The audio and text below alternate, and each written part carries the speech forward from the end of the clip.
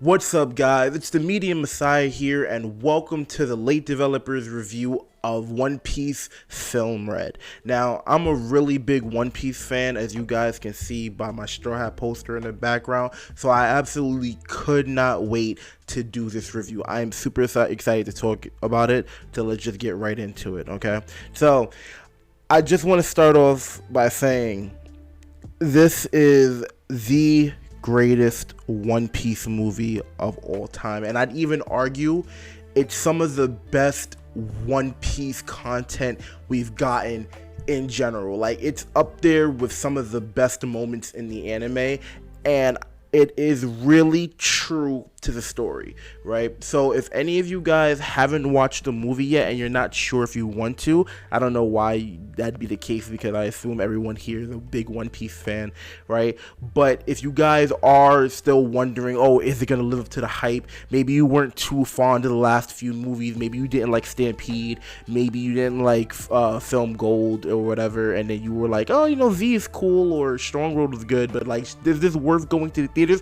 Yes, if you are a One Piece fan, if you are caught up, you need to go see this movie. This movie, I promise you, if you are like following Oda like I do week to week, this is the movie for you to see, and we'll talk about that today. Now, if that's not good enough for you guys to like, oh, is it really that good? I'm gonna recap the movie. And I'm also gonna do a personal review of said things in the movie, but I will be going into the spoilers in this. This is going to be a spoiler review. I'm not gonna have a non-spoiler section. I guess you can consider this the non-spoiler section, but there's also me telling you go watch the movie, and then you can come back here to maybe give your thoughts and opinions, see if you agree with anything I've said in here in this video. Yeah, so let's get into it. Now, if you want me to describe the movie in one sentence, I'd say this. If I could describe the movie in one sentence, it's this. It's a TikTok dancer with daddy issues tries to make her OnlyFans subs take over the world. Now, I'm not even joking. That is the plot of the movie, right? I couldn't say there's any more core themes about that, and I'm not even joking. That's literally how the movie is. Like, that's like the plot of the movie, if we're being honest, right? There are, true to One Piece, there are like subtext themes that aren't directly like, hey, this is what the movie is about, but it's a TikTok dancer with daddy issues, and she's using her OnlyFans subs to take over the world. That's literally how it is, right? As far as what I like, in the age of technology now, it's kind of impossible to avoid spoilers. So I went into this movie knowing, I guess, 3 things technically. But actually, when all the spoilers that I did think I knew, I actually was wrong about them. So, like I said, we're getting into it now. So if you haven't seen the movie, this is the time to turn it off, because we're going straight into spoilers, right? So, spoilers that I thought I knew going into this movie was, I thought that Luffy and Shanks were gonna fight. I played the One Piece Treasure Cruise game, and I've seen some comments in the YouTube and stuff like that, and if you play the Treasure Cruise game, you know that like they haven't been holding back with like the Film Red content. Like, there's like Uta units and Shanks Film Red units and Luffy units, stuff like that. Nothing major, like no major plot points, but I still knew a decent amount of like at least of the characters and that who was going to be involved and stuff like that, right? I thought that Luffy and Shanks were going to have like an actual physical fight. They don't do that, right? I thought that I knew that Shanks destroyed an island. That's like one of the spoilers that I saw by accident. And another weird spoiler is I was watching a Tekking 101 video, and it told me that Oven was going to be in the movie a lot. And he was in the Charlotte Oven, one of Big Mom's children, the one who has like the heat fruit, or the hot fruit, or whatever. He's one of Katakuri's siblings. Specifically, like, they were triplets. Like, it's Katakuri, Daifuku, and Oven. He was pretty relevant in the whole cake arc, right? But yeah, so that's like, you know, me describing the movie in one sentence, and that's me talking about spoilers that I knew, right? So let's recap the movie, and then from there I'll tell you what each thing I thought was good. Some things I actually didn't like in this movie. I'll give my ranking at the end of it, but this movie's very high regard for me. But there are a few things in there that I genuinely didn't like at all, and they're major issues. And it could be the story is like this, but we'll talk about it when we get to it. Let's put it like that, right? So we're gonna recap the entire story right now, right? So from the beginning of the movie, right, the movie throws you right in there. The Straw Hats aren't sailing to a destination. They aren't going anywhere. They are at Uta's concert. Uta is throwing a concert. Luffy specifically wanted to go see Uta because they have a childhood connection, right? They're listening. This movie is a musical. Which some people weren't too big of a fan of. I already knew going into this was going to be a musical movie. She's a pop star. They put a lot of production into this. There actually isn't that many songs in the movie. I'd say there's about 5 or 6, and some of those songs just kind of cut off halfway. It's only like the big theatrical plot relevant songs that are like really relevant and play out in full. And even then, they're not that long. And the ones that tend to be longer, they have amazing visuals. I just want to say that they went all out with production. This is by far the best production One Piece has ever gotten. It looks phenomenal. It's ridiculous, right? So the Straw Hats go to see Uta. Uta actually has some pirates that are targeting her because she's a rare pop star. You know, they always have typical pirate stuff like that, like fodder or whatever. And, you know, Luffy goes to defend them with the Straw Hats, and the Big Mom pirates actually also show up because they want to capture Uta as well. So what's interesting about this is that you'd want, like, at first when I saw it, I was like, you're just kind of having the Big Mom pirates show up out of nowhere to capture Uta. That's kind of weird. But if you watch the story, if you read the manga or you watch the anime, you'll know that Big Mom is a collector of rare things. That was established in Whole Cake Island. Like, she has a whole library of things that she collects. So the fact that she would want to collect a rare pop star for, like, entertainment is in canon. So the fact that they went through all of that to remember a small detail like that that's easily forgotten is pretty good, right? Luffy manages to talk to Uta. They get introduced, stuff like that. Everyone in the stadium now knows that Uta is Shanks' daughter. And Uta actually makes everyone stop. So a big theme in this movie is that Uta absolutely does not like violence at all, right? So Luffy's protecting her. The Big Mom pirates and the random fodder pirates are all trying to attack her, and instead of like letting Luffy like fight them or whatever, she actually uses her devil fruit, the Sing Sing fruit, to neutralize everyone and stop them from fighting in a peaceful fashion. Like, she literally just kind of like puts them in this like musical note string type of thing, and they're like stuck there. And the only ones that aren't stuck are the Straw Hats, because, you know, they're not trying to harm anyone, right? One of the big things in this movie in the beginning is that the movie's kind of really slow paced in the beginning. Like, the dialogue is really like it's a real slow burn in the movie. Like, there's 2 musical sequences in the beginning of the movie, and, you know, we're having Luffy explain his interesting dynamic with Uta. Uta's interacting with the crowd. She's showing us off her character. One of the interesting things is that, like, I really think that they did a slow burn like that so we could see the bond between Luffy and Uta, because this is a brand new character, right?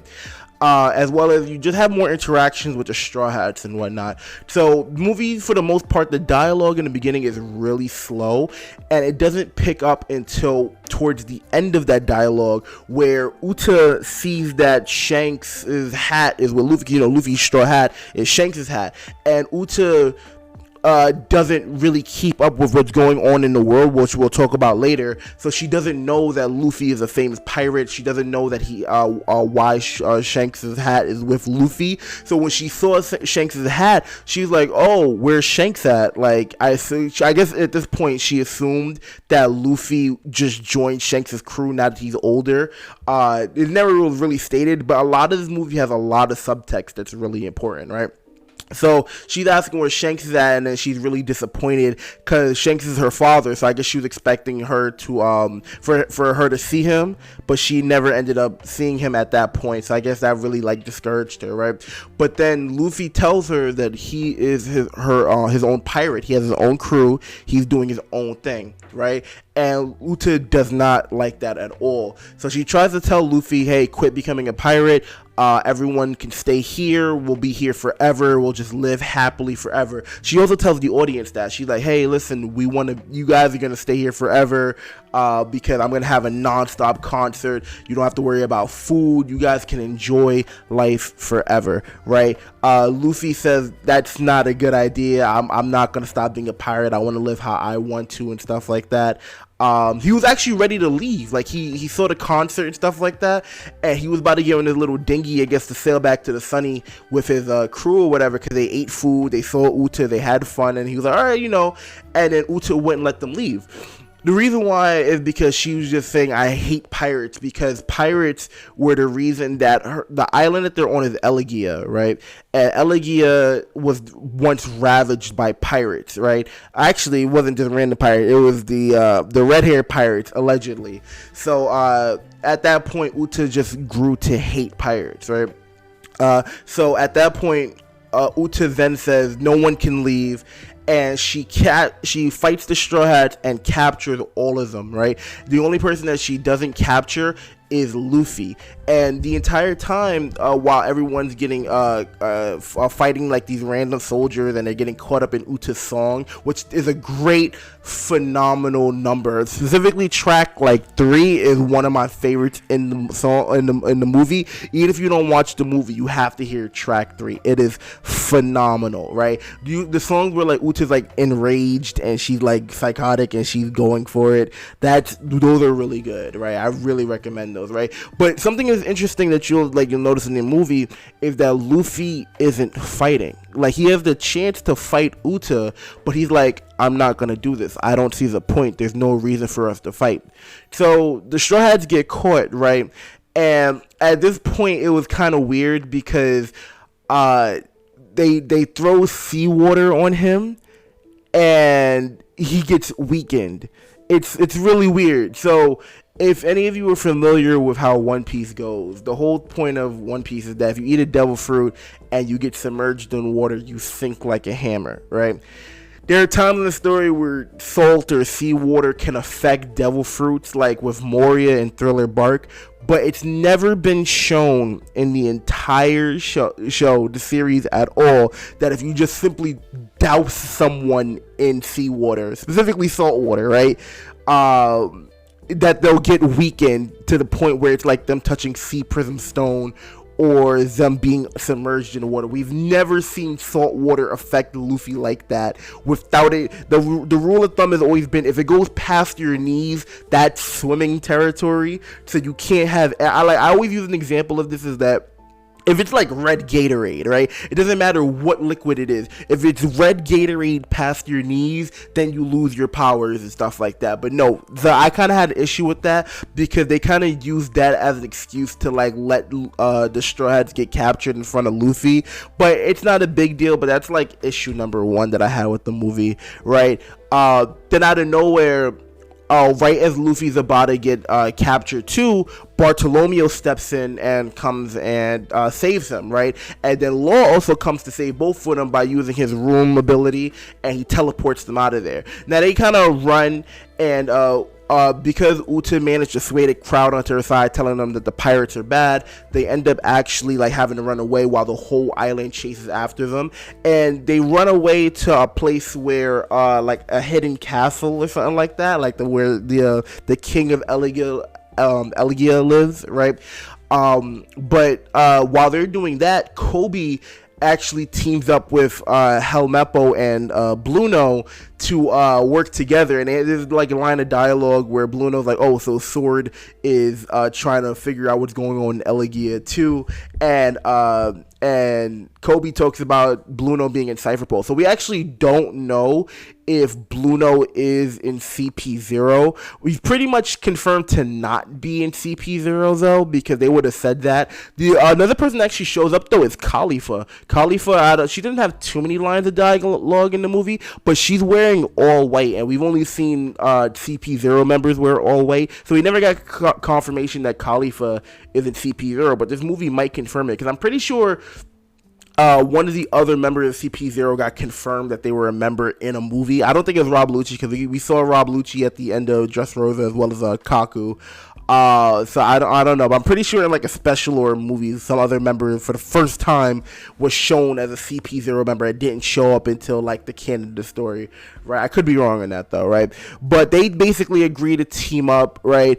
And Bluno at that point, he explains that he can't use his door ability to go too far because it'll drain his stamina. Now, Bluno's ability was never fleshed out. This is another issue that I had. It was never fleshed out in the story, but like devil fruits usually, like, stamina issue doesn't become a problem for them for the most part. Most devil fruit users usually would get knocked out before they can, like, I can't use my devil fruit anymore.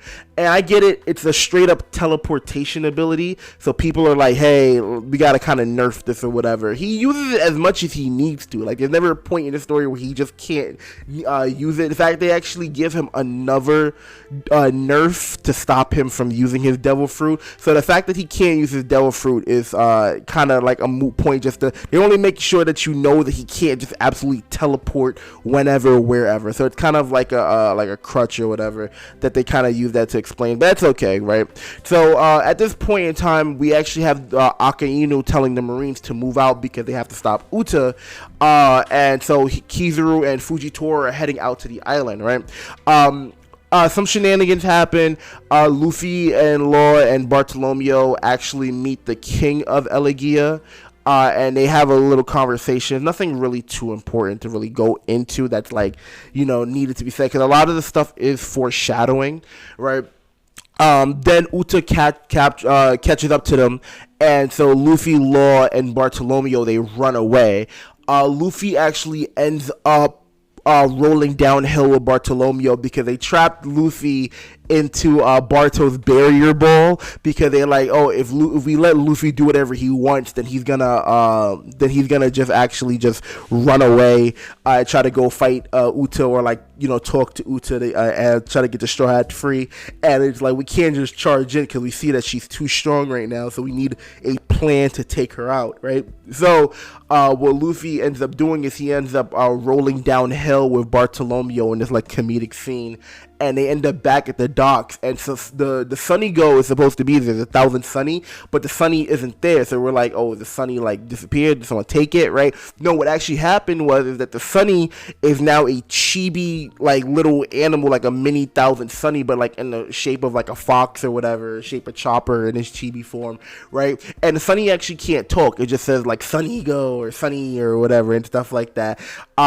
This is actually interesting. You can talk about this kind of right here. It's like, we already know that things like the Klabartramon, or however you pronounce that, and the Mary are like real things and stuff like that. So the Mary had a soul, and we know that the 1000 Sunny has a soul as well.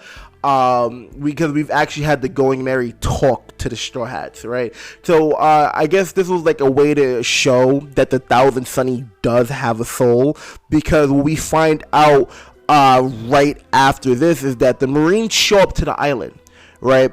Right after, like, Luffy and stuff, and Luffy and Co, they meet up with Sunigo and they try to head back up to the island, right? The Marines actually show up at this point, and it's like they have a line of dialogue with Uta, but what's really important is that the scene just kind of cuts, and we see that every single person on the island is actually sleeping. And it kind of threw me off for it, because I'm like, what's going on? I guess there was a big tonal shift in the movie, because it's like raining in one scene and then it's sunny in the next scene, right? And it was really interesting for me to see that, because I was like really locked into the movie at this point, and I was just trying to figure out what's going on. How are they going to beat Uta? How are they going to break free? So we find out that everyone is sleeping in a dream world right now. and there are actually two worlds right now. So when Uta sings to you, she puts you to sleep, and then you enter a dream world using her sing power, right? And so anyone who hasn't heard her sing is now in the reality world. So there are now two worlds in the movie and stuff like that, right? So Luffy, the Straw Hats, Kobe, Bluno, all of them, every single person that we've seen up until this point that was on the island is in the dream world. The only people that aren't in the dream world are the Marines right now, because they weren't on the island here. The song, and it actually has something to like block out Uta's song as well as the visuals, I guess, which is like some noise canceling headphones or whatever. So what's interesting is that Kobe and Bluno figure out what's going on, and they start going around telling people, like they meet up with the Straw Hats, who are like still pinned up and captured, and they were like put with the Big Mom Pirates, right? And they also try to find like Law and Luffy to tell them what's going on too, right? So they tell her, hey, we're in a dream. Well, I don't really know how they figure it out. I guess they just did, intelligence investigations and whatnot to figure that out, right? But they basically say, hey, we figured out the point of, like, once we find out that they're in a dream world, Kobe and Bluno figure out that they're in a dream world, right? So the Marines actually try to reason with Uta. They're like, hey, listen, you got to turn this off. This is not good. What you're doing is wrong. And Uta is just not being complacent. And even the Marines at the point, they're like, the way you're talking, you don't sound like you're the type to listen to reason, so we're gonna have to force you. And at that point, the citizens start waking up, and they start attacking the Marines while they sleep at like Uta's command, right? And then on the other side, Uta is Kobe's talking to Uta, and Uta is trying to trying to get everyone to like enjoy the peace or whatnot. And what's actually happening is that Kobe ends up telling everyone in the audience the truth, right? So he tells everyone, hey, you're in a dream world. This is all fiction. This is not real and whatnot. So what Uta was trying to do, right, is that she says that she's in her dream world, anything is possible. In the beginning of the movie, she starts giving out like candy, toys, free food, stuff like that. And Robin even says in the beginning of the movie, is like, this is not how a devil fruit works. Like, you just can't create natural resources out of thin air for everyone to eat, and they're like tangible items. That's not how it works. So we find out that it only works because they're in a dream world, and she wants to keep everyone in this dream world because she's like, in this dream world you can have whatever you want. You don't have to fight. You have unlimited resources and whatnot. So she feels like she's doing the right thing, because she's like, the outside world has starvation, it has famine, it has sickness, disease. Here you can never be sick, you can never be hungry, you can never be unhappy, and I'll be here to sing for you guys, right? So at that point, the audience actually does something interesting. So there are plenty of adults and there are plenty of children in the movie, and specifically there are adults there are children that look up to Uta, and they look at her like an idol, right? But so those people are they're kind of split, where some people agree with Uta and some people want to leave. And even some of the children, they're kind of split. They're like, the world's bad and pirates are scary, so it's like, should we stay here? And then some people are like, I never asked you to do this, for you can't hold me captive against my will. And so the audience starts fighting, right? And they're like, half of them are like, I want to stay here. Other half are like, no, you can't take my free will away. And what's interesting about that is that Uta decides to like just submerge everyone in like this water and turn them into inanimate objects, so that they like, she's forcing them to be happy. She's saying, hey, listen, if you're gonna fight, then I'm gonna, make you happy. I'm gonna force you to be happy, because this is the only way that I feel like people can ever be happy, right? Uta is going crazy, like she's really having a psychotic break, right? And then the Straw Hats are so at this point, before Kobe actually got there, I kind of forgot about this point, right? Before Kobe actually got there, what she did was, what Kobe did was, he actually freed the Straw Hats, and freed the Big Mom Pirates, because they all agreed to work together, right? I almost completely forgot about this scene, right? So before Kobe shows up, the Straw Hats figure out that they're stuck on like a musical note, and they're like, okay, if we sing the notes, maybe we can get free, right? And they're like, hey, who knows how to read music sheets here better than our musician Brooke? And so Brooke is like stuck like this, and right above him is Nami. You know about Nami? She's always wearing like skimpy outfits or whatever. And so everyone's like, yo, Brooke, can you read the notes for us? And he's like, I can almost, and everyone's like, almost what? And he's like, oh, I can almost see Nami's panties from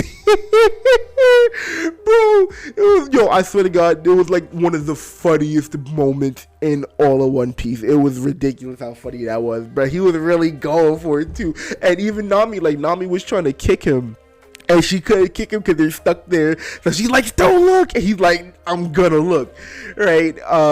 And then Kobe shows up, and then and then they end up getting free because Kobe shows Brooke the notes, and he sings the notes for everyone to get free. So the Big Mom Pirates and the Straw Hat Pirates end up forming an alliance because they're like, okay, now we have to figure out how to defeat Uta now that we know we're in a dream world, right? So they go for like this underground cave where the castle is, and they figure out that there's this thing called Top Musica, right? And Top Musica basically like it was what destroyed the island before. It's like this ancient thing, and I guess they were like, oh, if you sing the lyrics to Top Musica, then that'll wake you up from the Sing Fruits ability, right? Then they find out the actual truth, right?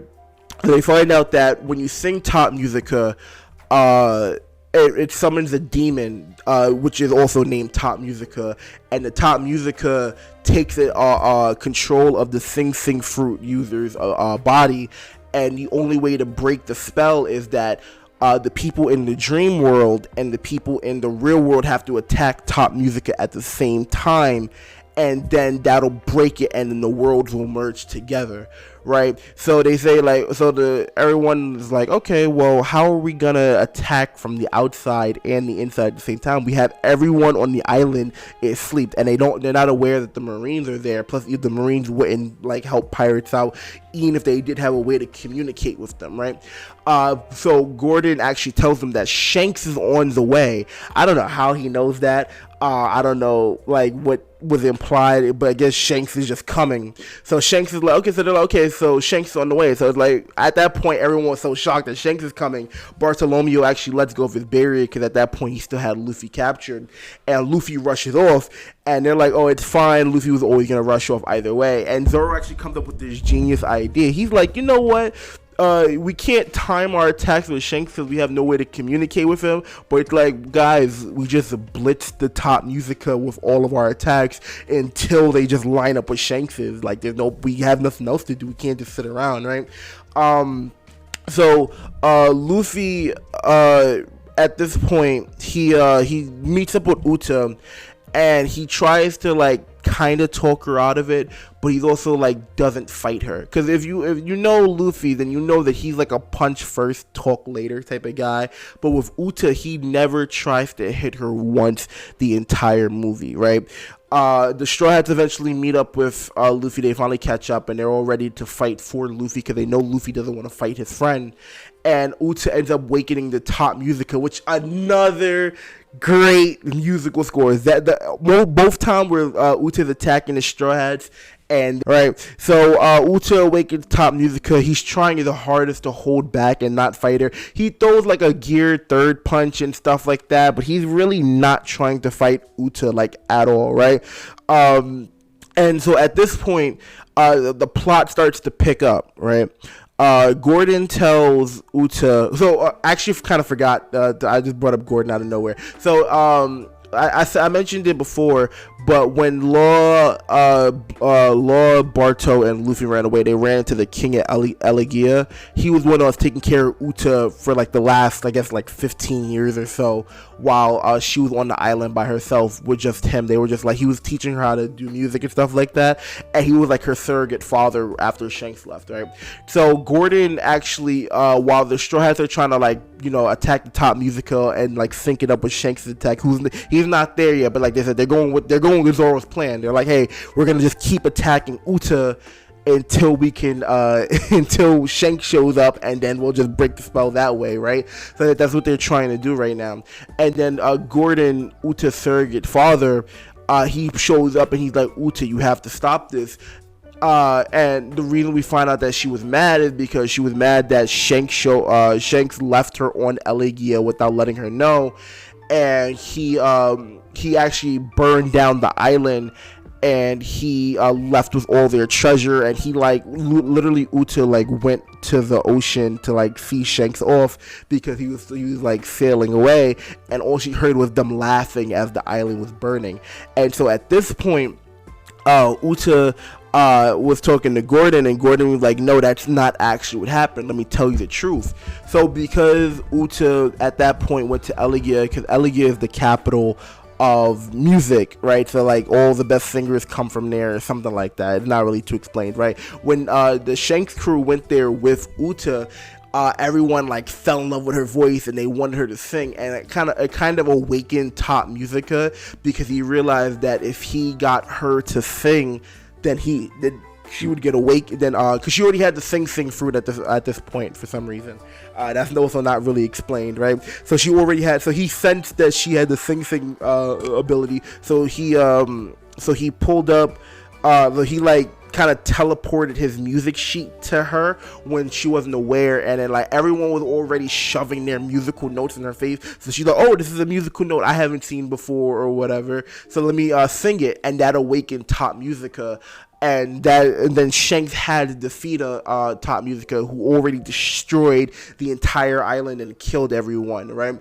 And Shanks decided that it was best to leave Uta there, because they can use it would be better if she was a singer. The pirate life isn't good for her, and we can't have her running around with like this dangerous ability and whatnot.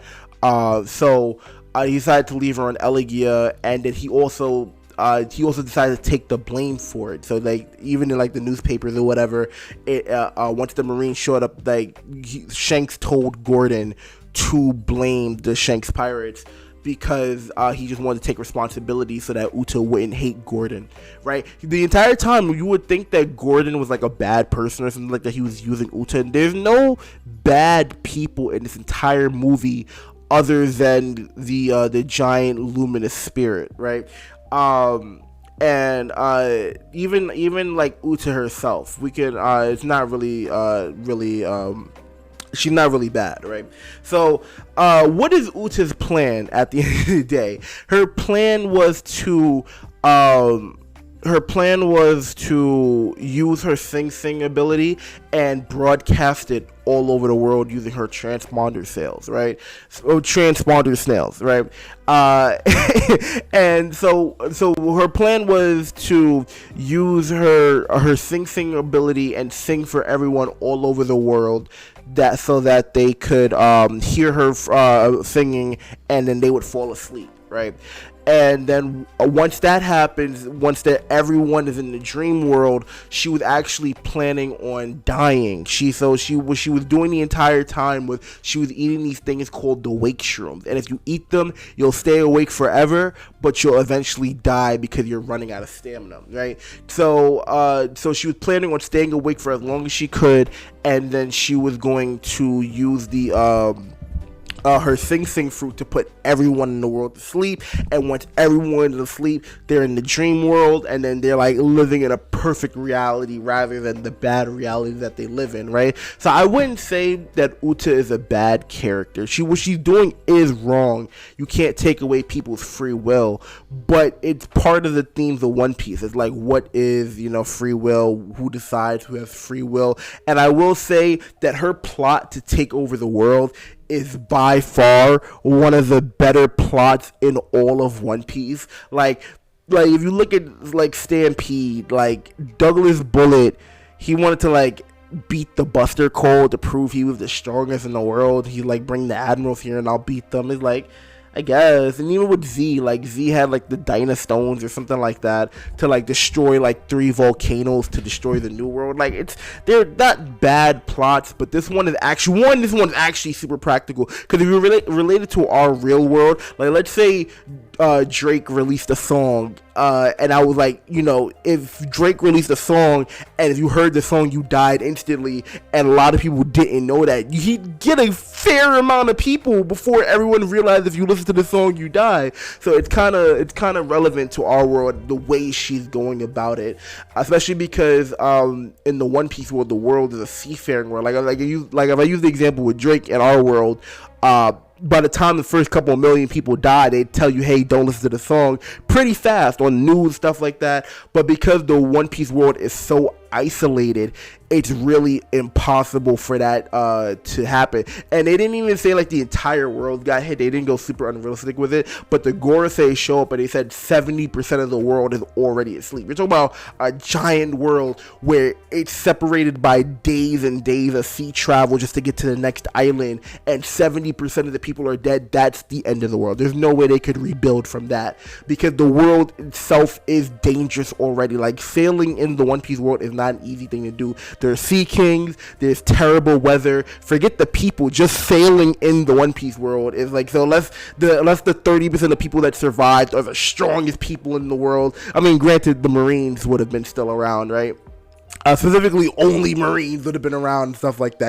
I guess that's what the Gorosei kind of would have wanted anyway. So it's kind of weird that they kind of stopped Uta, because if they, I mean, I guess you'd still want citizens, but the Celestial Dragons would have still been alive, and you would have still had, I guess they would have still needed slaves and stuff like that, right? But yeah, that's actually Uta's plan, right? So Gordon tells Uta the truth, and you would think that would stop her, right? Or you would think that would, she would like, oh, I don't care, or I don't believe you. Uta actually knows the truth, right? She actually found out because she found like a hidden Den Mushi that was recording what was happening. So Uta knew the truth for a while. So the question is that why would she still go through with the plan? And it finds out is that the reason why Uta went down with the plan is not, she wasn't mad at Shanks at that point. She knew that Shanks didn't betray her, so she's not doing this like, I hate the world's corrupted, or at least for a selfish reason. What she saw is that she started singing, she started putting her all into broadcasting, right? Because she found like a Den Mushi to like, she found like 2 Den Mushi. She found one that would let her broadcast to other people, and then she found one with the recording that told her the truth about Shanks, right? And so when she started broadcasting to people on TikTok, right? She saw that she was making them happy. And then she also saw the request to people that were like, yo, I wish I could live in a world where only your singing that brought me joy was around, because the pirates are destroying my island and they're making my life a living hell. I don't know what I'm going to eat. So at least I have your music to keep me happy. And so that kind of motivated her, because once she wanted to right her wrong, she felt like, I fucked up, I messed up, I didn't want this to happen. And then another thing is that she's like, okay, well, my singing can bring people joy, so either way, whether Shanks is there or not, I still want to go out of my way to help people, right? And that's what's, so she actually has a decent like motivation. As far as villains go, we're not justifying it, but for villains go, it's a real motivation. People are literally, the One Piece world is not a good world to live in. People become slaves on the regular.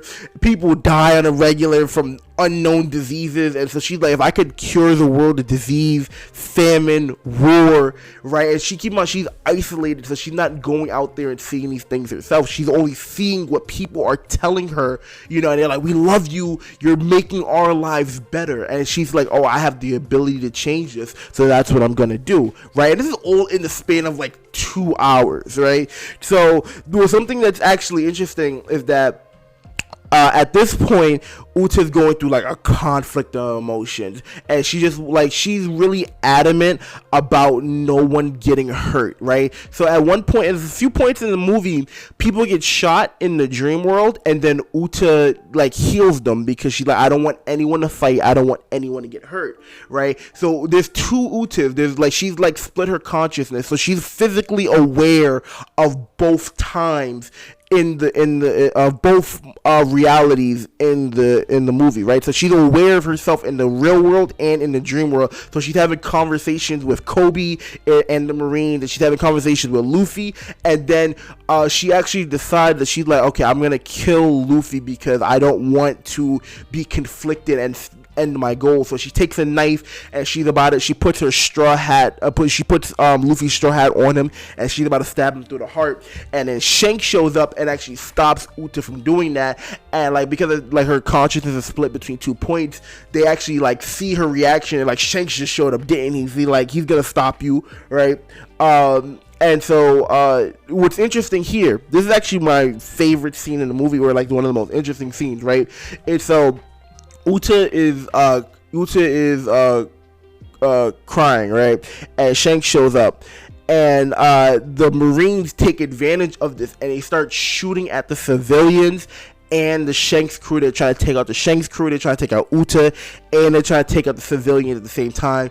And some of the civilians actually get shot, like, I guess, like, either trying to defend Uta, or they were just like casualties in a way. But because her abilities doesn't work in the real world like that, like, she just can't instantly heal people in the real world, they actually die. Like, she can't do anything about that, right?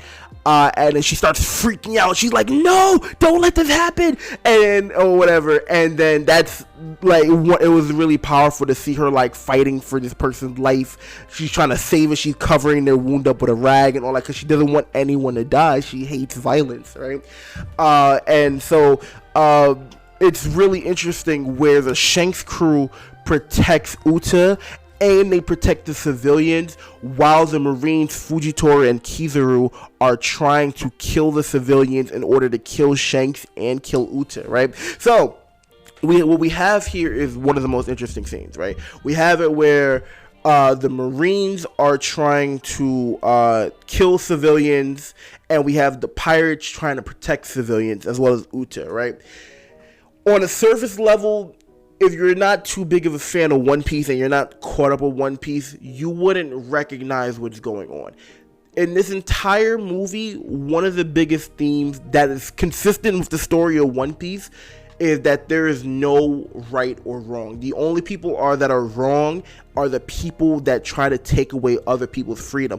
And there are specifically 2 people that do that in this movie, which is Uta and Top Musica, who tries to, like, you know, force Uta to do this, or like, you know, tricked Uta into like killing people and stuff like that, like, you know, without her being aware. It's never implied that Top Musica forced her to be evil. Like, it's never like she got corrupted, but he just gave her the tools to use to carry out her will. That's basically what it was. So it's not like Uta's like guilt free, right? But she's not doing this for an evil reason, unlike the evil demon that Top Musica is doing. But she is the villain of the story. That's undeniable, right? And so, like I said, on the surface, you could see that, oh, the Marines are being bad people again, and the pirates are actually the good guys. No, that is not true. So if you scratch beneath the surface of this, right, what you'll actually see is something that's like kind of been debated. Like, it's one of those like railway cart that meme or question, right, where it's like, do I kill, if there's a pathway where there's one person and there's a pathway with 5 people, do I let the one person die to save more people, or do I not make a decision at all and let the 5 people die, or something like that, you know? And that's basically what's going on right now, right? So like I said before, the world, there's 70% of the world is taking over, and if they do not stop Uta, they will die. That's just undeniable. That you can't do anything about it. They have to stop Uta. They have to knock her out, put her to sleep, whatever, to get her ability to stop. It's revealed that her ability won't go away if she dies. They'll just be stuck there, right? So they can't kill her, but they do need to like put her to sleep so that everyone will wake up, right? And so you have the Marines who are like, there's only a few thousand people on this island. If they're getting in our way, to save the entire world, we have to kill these 1,000 people, right? And with the Shanks pirates, they're not protecting civilians so that because it's the right thing to do and every life is precious. Ben Beckman literally says, we're doing this so that Uta doesn't have any murders on her conscience. So they're doing it for a selfish reason, but they're also saving lives and protecting them. So it's like, does the needs of the many outweigh the few, or does it like vice versa? So they're both not wrong, but they're also both not right. Now you can make the argument that the Marines are doing the right thing, because like I said, you're talking about the entire world ending versus one girl's like desire to not have blood on her hands. it's not black and white. That's what I'm trying to say. It's not black and white. It's very important to understand that in this movie nothing is just black and white. This is right, you're wrong 100%, because you can also, like I said, you can also make the argument that, like, is Uta wrong? If there's disease in the world like cancer and stuff like that, like there's no cure for that, what do we do? Like, if you had, like, let's say you had a daughter and your daughter was dying of cancer and you could put her in another world where she just wouldn't have that cancer, would you make that decision? Like I said, not everything is black and white. So Uta, at this point, she's like wild, she's going crazy, right? And this is where the big moments of the story actually happen. There's nothing really much to talk about here, right?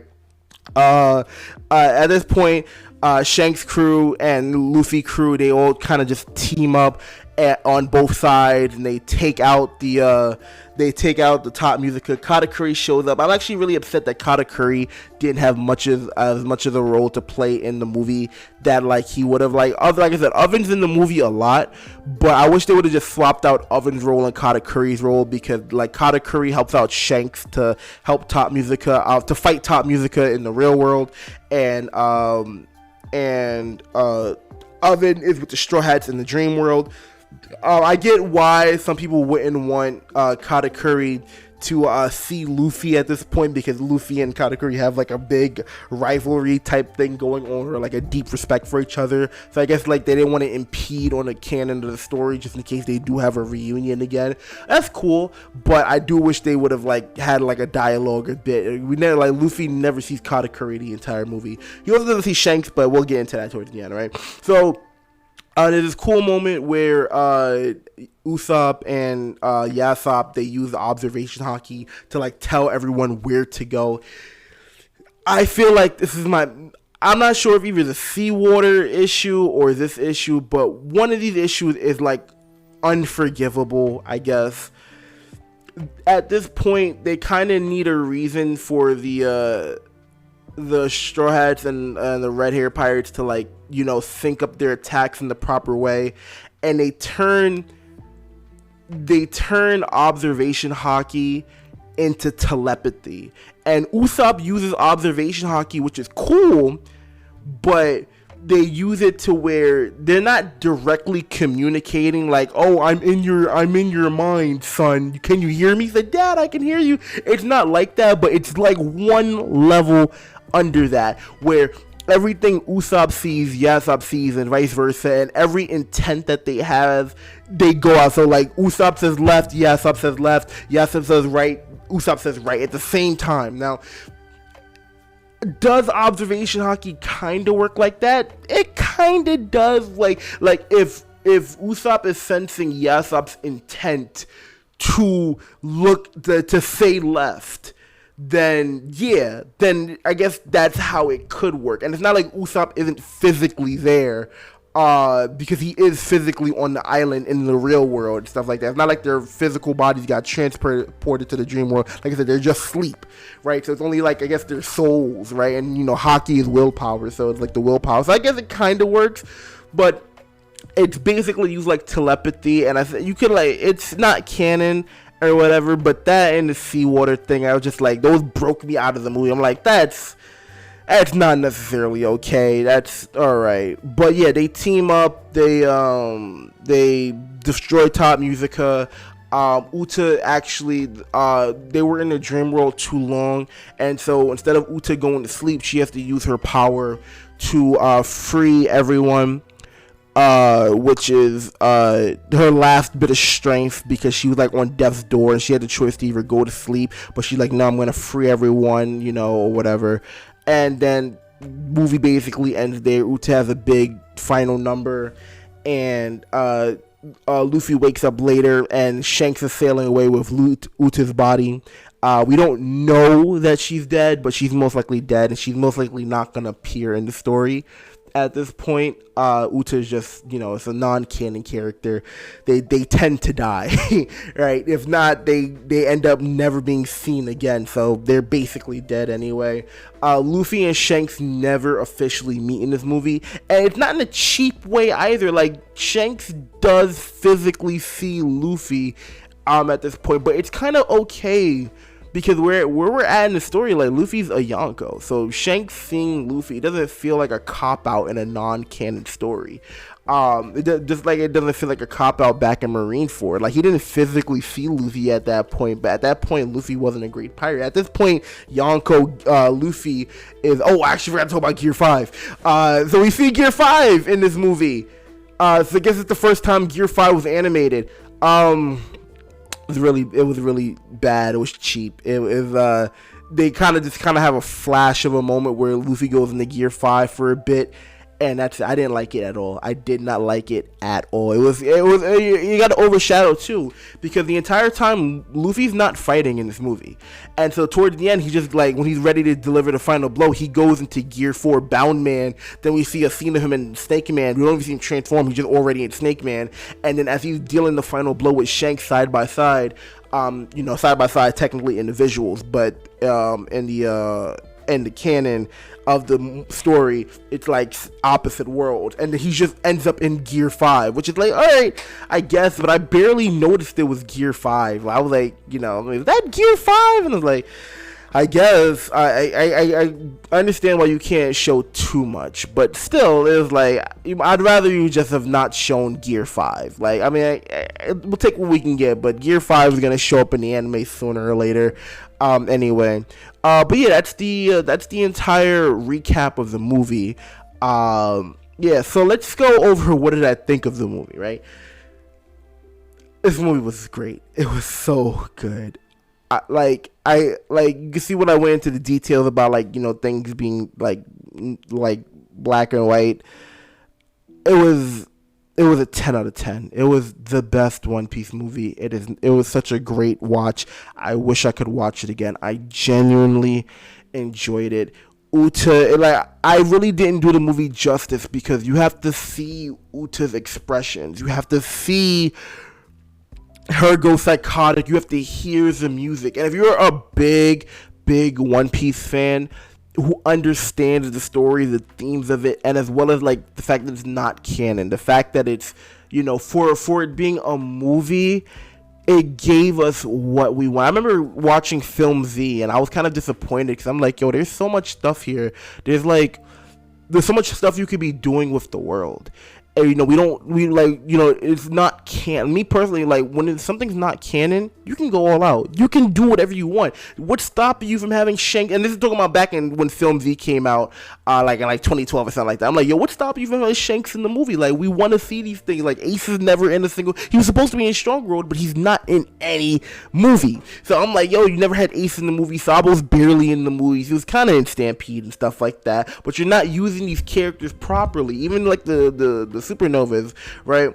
And so that's why I was like, if you're a big One Piece fan and you genuinely like this movie, it's because the themes of the movie were resonant. But that's just the recap. I still have a lot more to talk about this movie because I kind of glossed over a lot of stuff that I really appreciated. The only thing I really went into detail with was the black and white thing. That's the only thing I was like, nah, this is what's really a big theme of the movie, of everything not being black and white, right? So I said the movie is 10 out of 10. Recap of the movie. If you don't think I did it justice, or if you think I missed anything, you're like, hey, how did you not talk about that? I'm pretty sure I went over everything in the movie. I wrote these notes down as soon as I got out of the movie theater so I wouldn't forget everything, right? I went to see the movie on Friday, and this review is coming out Monday, so it gave you enough time to go watch the movie, so I hope you enjoyed it. But like I said, the movie video is not over. Don't go anywhere, because now we have to talk about the movie, right? So if you're watching this and you're like, I wasn't a big fan of the movie, or I didn't like it, or it wasn't enough fighting, what I have to say about this movie, number one thing that you have to understand about this movie, it was a personal movie. It was a personal movie. And what I mean by personal is that we've never had a One Piece villain in, I think, the entire story, even in the canon, that was a connection to Luffy, that had a bond with Luffy, a friendship, a camaraderie. Luffy's never had to face betrayal in the entire story. and then have to fight that. I'm pretty sure he's never been betrayed and have to fight a person who switched sides. He did with Sanji, but that's a personal moment where he didn't fight Sanji. Every time we see Luffy in the story, other than I guess the Luffy versus Zoro moment back at Whiskey Peak, we've never seen Luffy fight people he considers friends unless he has to. The only time he ever did it was when he fought Garp at Marineford and he didn't want to, and Garp, let him hit, gave him the free hit, right? So Luffy this entire time has a bond with Uta, and I think it's actually one of the more interesting things to see in this movie is how passive Luffy is. Luffy the entire time is trapped in Bartolomeo's barrier, and he could have easily punched Barto to get out of there, but he doesn't want to hurt his friends. That's the point. And another thing that's interesting is that there are multiple times where Luffy and Uta are face to face, and they have the opportunity to have a heart-to-heart. Multiple times people negotiate with Uta, the Marines, Kobe, all of that stuff, but the only people that are actually able to get to her heart are Shanks and Luffy. And something that's interesting to note, while I was watching the movie, I compared Luffy to Naruto in this movie, because usually Naruto, when he feels like he has a connection to someone, he'll talk their fucking ass off until they're good, right? He'll be like, yo, I was like you, we're the same, you don't have to do this, I sense good in you. Luffy's like, no, I'll beat your ass, you can think about what you've done later. That's how things get done here, right? Luffy did not do that this entire movie. He really tried, keep it real, Luffy is like one of the dumbest protagonists. Sorry, I apologize. Luffy's not that smart. He's a fighting genius. Sure, he has a good heart on him, but he's not smart. He is not a scholar. He is not an articulate person, right? Luffy's only really vocal when he's talking about what he believes. But as far as persuading someone, his rhetoric is not there. And it wouldn't have made sense if Luffy started using talk no jutsu out of nowhere to, persuade Uta to what you're doing is wrong, it's morally wrong, the hearts of people and stuff. It doesn't make sense for Luffy to do that. And so Luffy's like, Uta, just please stop, we don't have to do this, we're friends, don't fight. And she's like, Luffy, you don't understand, you will never understand. And that's why Luffy's just like, all right, if I can't talk you out of it, then I'm not gonna fight you, I'm not gonna do that and stuff like that. So when people complain about the movie and fighting, this is not Dragon Ball. Honestly, I'll admit, One Piece doesn't have the best fighting in shonen anime in general, but this one, I think the fact that there wasn't any fight, there's multiple times we see Luffy doesn't even go gear second in the movie, there was a chance we had a chance to go gear second in the beginning of the movie, and he's like, I'm not doing that, I'm not fighting you at all. So the fact that they show multiple times that Luffy had a chance to fight and he chose not to just shows how personal the stakes in this movie are for him, right? So to see Luffy conflicted, and not conflicted for a typical hero's journey type of thing, I'm not sure if I'm good enough to be Pirate King or anything like that. No, he's genuinely conflicted because he's I don't want to fight my friend, but what does that mean, stuff like that. So seeing Luffy in a passive state because he genuinely doesn't know what to do and he's choosing to stay passive is something that's really interesting, right? And that's why a movie like Stampede just wasn't that good to me, because it was great for the action scenes, seeing Zoro cut the meteor and seeing all that stuff was fine, but that movie was all fluff, and I'm going to explain why it was fluff compared to this movie, right? So there are a handful of characters in this movie. The Straw Hats don't get too much shine in this movie. They do some pretty impressive stuff. Jinbei and Frankie in particular, they don't have big roles. I guess I'd say Sanji and Chopper, they don't have big roles. Each of the Straw Hats do something. They're definitely a presence in the movie, right? Even after getting captured, they all do something, right? But I will say, in general, every single character in this movie was used brilliantly. If you take Stampede, for example, we had all the supernovas there. And I kind of looked at Douglas Bullet like Broly, where, Broly's this berserker just throwing hands with everyone. And Douglas Bullet was like that in the beginning of the movie. the supernova just kind of disappear after a while, and like, you know, then we have Sabo, Crocodile, Lucci, all these people show. They just show up to just show up. They don't show up because they're having substance. Kobe is a big presence in the movie. Bluno is a big presence in the movie. Oven, Brule, these characters are being used. Their abilities are being thought about. They're actually showing us, hey, if these guys are all, it felt like actual One Piece content because the writers are using these characters. They're using them sparingly, but well enough that each person feels like they're contributing, and this is an actual One Piece story compared to any other movie. None of these characters don't feel relevant, and even like the fact that they got to shine. Like there's a moment where Nami is running away with Robin, and like they see a mirror, and they already know Brulee's on the island. They're like, hey Brule, I know you can hear me, you better free it up or else you're gonna be stuck in the world forever. So they're using knowledge from the canon of the show to build relationships with the other. It's just genius. It is ridiculous how good it is, right? I will say one character in particular though that got absolutely holed the entire movie. Law, Trafalgar D. Waterlaw got absolutely hold the entire. It was so funny how this dude got, bro. Every time he tried to do an attack, every time he tried to do something, they just show a panel of him getting swatted away. Law did not do shit this movie did other than teleport niggas, bro. It was ridiculous how funny it was that Law did nothing the entire movie, and every time he did, bro, this man really got hold, right? And this is, I guess this will be my final point, right? Because the video's already going on long enough, right? So why did I like this movie? Why do I feel like it was a 10 out of 10? Other than everything I just kind of went through, right?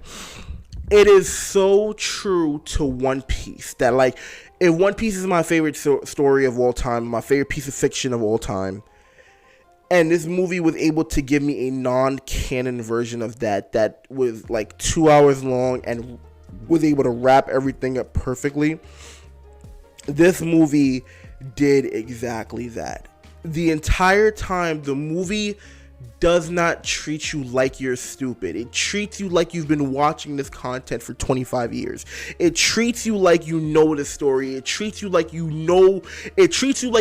been waiting to see this point. We are in the end game of One Piece. We don't have time to play kiddie games with a random villain that has like whatever connections to the random treasure on the island. No, this is the end game of One Piece. Luffy has beaten Kaido. He is one of the emperors at this point, and it gives us that. It lets us know where we stand as One Piece fans, right?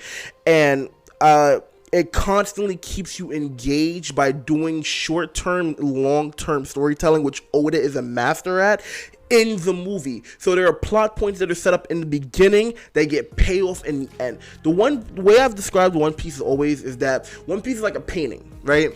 And it's a zoomed in painting though. So when you zoom in completely, all you see is a splotch of red, right? And then you're like, okay, this is a splotch of red. And then you zoom out and you see like a bird. You're like, okay, it's a bird, it's a parakeet or whatever. It's a red bird. And then you zoom out and then you see, oh, it's actually a jungle. Oh, you zoom out and you see it's in a country. Oh, you zoom out and you see it's a planet, right? So it's like One Piece is a constantly a painting that's constantly being zoomed out, and it's only when you see the full picture that you understand it. So in the beginning of the movie, we're not understanding Uta. In the beginning of the movie, we don't know Gordon's intentions. We don't know what's going on with Shanks. We don't know any of these things. Like I said, when I went to the movie, I thought Shanks was going to be a bad guy because I thought Luffy was going to fight Shanks, and I knew that Shanks destroyed an island. I didn't go into it believing that stuff. I was like, this is what it was presented to me, and this is how I interpret information. Everything in the movie like builds up, and then we understand, and none of it's like, oh, you thought this happened, but this actually happened in a bullshit way. When Uta says, oh, I knew the truth all along, usually sometimes when villains do that, they're just like, oh, it's too late for me, stuff like that. No, Uta was content on her plan, and like I said, as far as villain plots go, even in the canon of the story, hers is really thought out. Now, it has movie shenanigans, sing fruit, however it works, unexplained things that Oda would go out of his way. But we're talking about for a non-canon movie, this was phenomenal. It was so thought out. It was made for One Piece fans. I actually went with one of my friends, and he wasn't feeling the movie too much, but he's also only at Water 7. So he wasn't able to understand the themes in One Piece. And sometimes, people be caught up to One Piece and they don't really care. If you genuinely care about One Piece and the characters and Oda in particular, this is the story for you. This is a One Piece experience you will go out of feeling satisfied. And I can tell you that without a doubt. Me being a One Piece head, it's cool. It's great. Stampede was good. Z was good. Gold was good. Those are fine movies. This is the One Piece experience. You will not find better One Piece content outside of the manga here. It is by far the best One Piece you'll ever get. 10 out of 10. And the only reason why it's like that is because it's a personal story. Luffy, shit, the only way it could have gotten any more personal if Ace was in the movie somehow or something like that. Like I said, this is as true to the characters as you're going to get. It is a personal story. We gotta remember that. I'm gonna say that to you guys. If you can't see it as that, then you don't like One Piece. That's simple as that. I'm sorry to say that, but this is the One Piece experience. That is just a fact. And you're welcome to agree with me, and you're welcome to disagree with me. I just wanted to get this review out and this recap out. I really want to thank you guys for watching. I wasn't planning on letting this review and recap go for that long, but I had to talk about all the things in the movie and talk about why they all work. Everything that didn't work for me in this movie is minuscule when you're talking about the big picture. Like I said, if I could go back in time, I'd remove the seawater thing. I'd probably change the observation hockey thing. I'd probably change a few more things. The dialogue and stuff like that is good. But overall, I do feel like you have to go watch this movie. It is that good. But yeah, thank you guys for watching. Once again, this is the Late Developers review of One Piece Film Red. I'm the Media Messiah. Thank you guys for watching so much. We'll see you later.